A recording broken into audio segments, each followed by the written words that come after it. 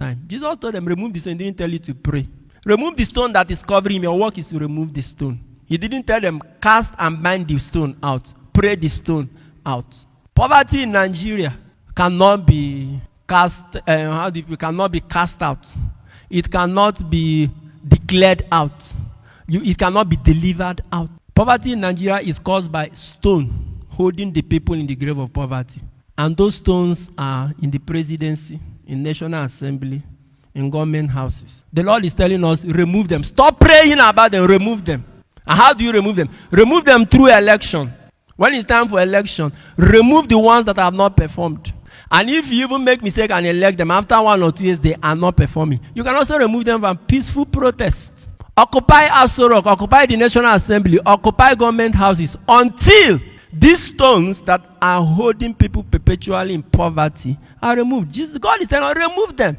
This is the mistake of religious people. We go and gather people all the time from January to December, praying for job, for prosperity and breakthrough. Meanwhile, the people are supposed to be out there removing this stone. I think time has come when Khan, and then the body that is in charge of all Muslims, pastors, priests, bishops, religious leaders in Nigeria, time has come for us to organize one powerful crusade where both Christians and Muslims will come. And that crusade should take place in the Ego Square, in the National Assembly, in Aso Rock. Occupy the place. Bring the people out, everyone, let them go. And stay there, and the senators and the members of House and the presidents and ministers, let them go nowhere until they do certain things that they need to do. Or else, remove them. Make them to do what they're supposed to do, or else remove them. Time has come for us to do that. Let's stop every time gathering people to come and pray for breakthrough, whereas the stones have not been removed. Jesus did not remove the stone, no, and the people did not pray. So our positive actions sometimes are all that God needs. He will now do the miracle. We need to remove the stones in Nigeria, the stones that are blocking, or the stones that have held our people in the grave of penury, in the grave of poverty, in the grave of joblessness. I have told you where they are. It is time for Christians and Muslims to mobilize and go and remove those stones, irrespective of where they are, or who they are, or where they are coming from. We just learned that senators took delivery of exotic cars that they ordered. A country that cannot, we don't even know how many centers where COVID-19 victims can be treated. But our senators brought cars worth billions of naira. The defense that they have brought is that they ordered for the car before the outbreak.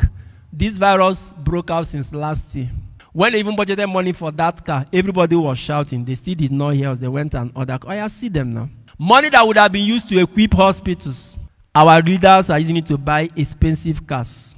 Where are they driving to? I don't know. Many of them are in Abuja. Their office is in Abuja. Where would they drive the jeeps to? Whether from Apo quarters to National Assembly, how many minutes? In US, with the largest economy, senators rent houses. They pay for their houses. But in Nigeria, you give them houses, you give them cars, you give them furniture, allowance, and all of that. These are the stones, so let's remove them. Let's remove them. Let's keep religious, tribal sentiments aside. Remove these stones. I believe in prayer, but the Lord did not tell people around him. Jesus is like a pastor now, or a priest now. This is crusade to raise the dead. Though. He did not tell the people around him, start casting and binding this stone. He told them, remove the stone. We can make them to change some things. For instance, unbundle this concentration of power in one man's hand. Who says that the president must appoint INEC chairman? There should be a process that lands in the president table. What the president should do is to confirm after anybody who is selected has passed certain qualifications. That is objective.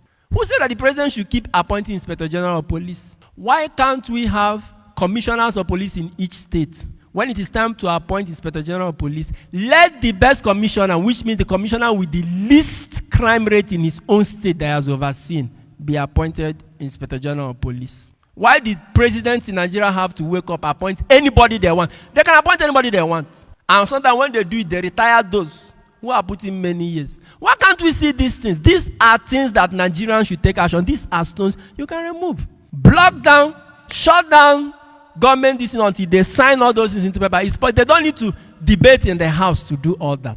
There are many things that can be done by the action of the people. Once again, prayer is good though. When the people of Israel were fighting the Amalekites in the desert, they were not praying. Only Moses was praying. The rest were fighting. Religious leaders, pastors and priests, it is time to teach our people to take positive political action. Let's stop congregating people too much for prayer. Sunday worship or once in a weekend, this is enough. All this program for this, power pack this and all of that, from January to December, religious centers are packed and all of that. Let's take example from Jesus. These people should go and remove stones while we now stay and pray for them. When they remove the stones, see the prayer Jesus said, very simple prayer. Lazarus, come out. He said, Father, I thank you. I know you have always listened to me, but because of these people, that's why I'm asking you this. Lazarus, come out. He came out. And then when he came out, he said, unbind him and let him go. It's another action. We need to unbind certain people, untie them. So I pray for you today as you have listened, that the Lord who raised Lazarus, those things we can't do for ourselves, may he do them for us. May he speak to our situations again. May he speak to those